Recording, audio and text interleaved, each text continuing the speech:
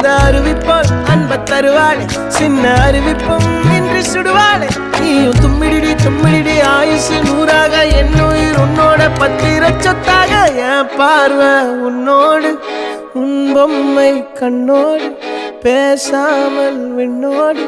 நாம் மிதந்து போவோம் காதாரா அடியாளோ நான் தாங்க